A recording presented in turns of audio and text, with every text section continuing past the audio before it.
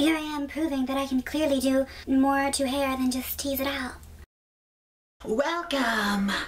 In this video, I'm gonna show you the next Rocky Horror inspired look that I'm doing this week. This look here is inspired by magenta. So yeah, I wanted to go for a kind of modern, simple interpretation of magenta with a kind of dark, smudgy, lived in. I wore this out last night and then I passed out and then I woke up and I was like, kind of eye look with just a really strong brow and a kind of deep glossy lip. So I wanted to just pull it into a different place and really grab onto the lashes. In the movie, she has like pretty long spidery lashes and I wanted to really jump onto that and just fully go out. With some kind of like cartoony drawing sketched long spidery lashes. That literally means I have paper glued to my eyes. So yeah, for this installment of This Is Halloween,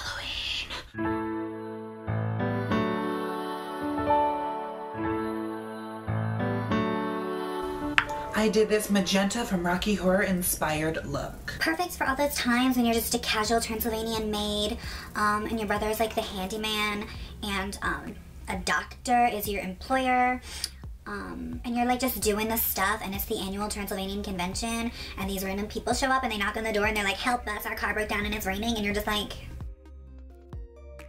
So yeah, if you want to see how I did this magenta inspired look, stay tuned. Alright, so I'm starting off with foundation already applied and I'm just going to move straight into deepening up these contours. I'm going for a somewhat stronger contour with the NYX blush in taupe, and I'm going for a little bit of a stronger nose contour as well, and I'm not worrying too much about blending that out because the next step is going to soften that for me, and that is throwing a bunch of translucent powder on all of my highlights to catch any fallout and to also kind of help blast out these highlights and brighten them over time. So yeah, now I'm just gonna move on to putting this matte kind of beige shadow all over the lid and kind of all around the eye. This is gonna work as both a lid color and a transition shade to help blend everything out. Then I'm grabbing this purple eyeliner by Urban Decay called Voodoo, and I'm kind of smoking and blending and smudging this out in both the lower lash line and to make a crease. So yeah, this is gonna keep this kind of hint of this vibrant purple in this crease, and I'm just going to build up that until it got to where I wanted.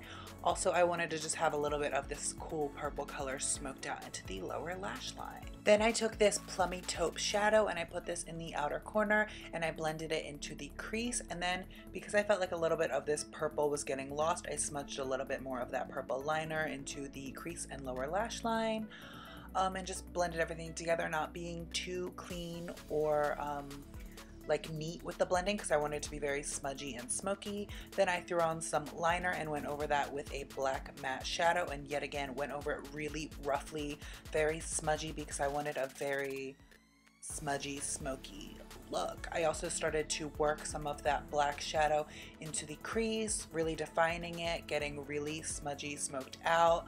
I took that kind of beige shadow that I initially put on the lid just to bring some light back to it.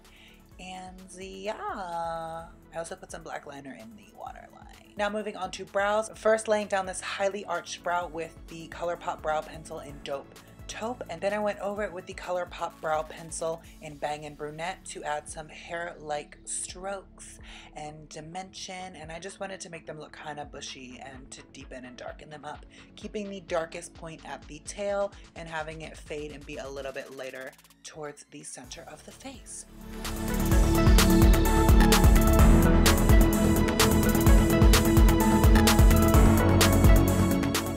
Then I cleaned up the lower brow line, whatever you want to call it, brow bone. That's the word, with a concealer, and then I set that and highlighted with the NYX highlighter in Ritualistic. And then I blended this crease out again, made it smoky. I blended the kind of crease color up into the start of the eyebrow, I guess, just to keep dimension. I dusted away fallout powder and then highlighted my face again with the NYX Illuminator in Ritualistic.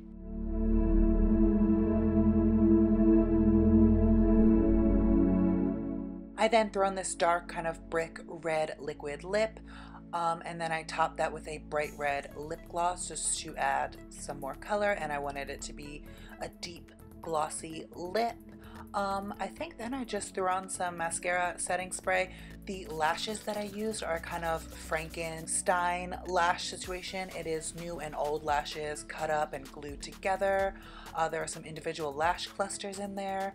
The long spiky bits are pieces of cardstock that I cut into points and colored with a Sharpie, and then all of it is just glued together with some lash glue, and boom, you have some magical new lashes. And here we are, the finished product. I am just such an amazing hairstylist, okay? I see all.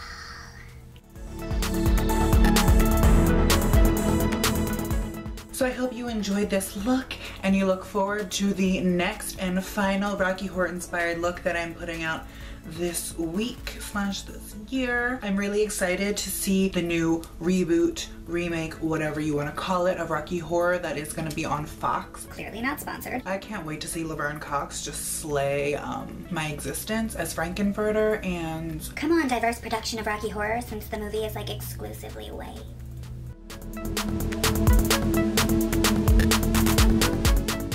I love the vibe of these lashes. They're just like monster lashes. It's really great. They look literally like when you sketch some like crazy lashes. Like that's what I was going for. But yeah. Because of monolids, like my eye shape, I glue them up higher, which is also like really convenient for big eyeliner. And like some queens do that too, like Trixie Mattel glues her lashes up so they're like big and visible. So I glued them above my lash line, which I usually do when I do really big lashes, because lashes just don't want to be glued to my natural lash line. It's just like not that they don't want that. But also because the pieces of paper make them so long, I actually had to glue them like to my eyelid / brow bone. So like pro tip from Not a Pro, if you try to do kind of lashes like this that are really long and you put like pieces of paper or whatever in them and they're kind of heavier than your typical lash maybe, and they don't want to stand the way you want, they just want to droop, try gluing just a little bit like at the end of the outer corner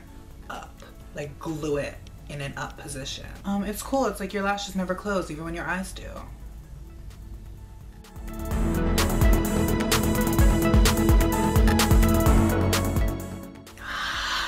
We come in peace. Subscribe for new videos every Monday. Also, shoot me a grab in the description. Okay, bye. You're lucky, he's lucky, we're all lucky. But like, what if we did the time warp again?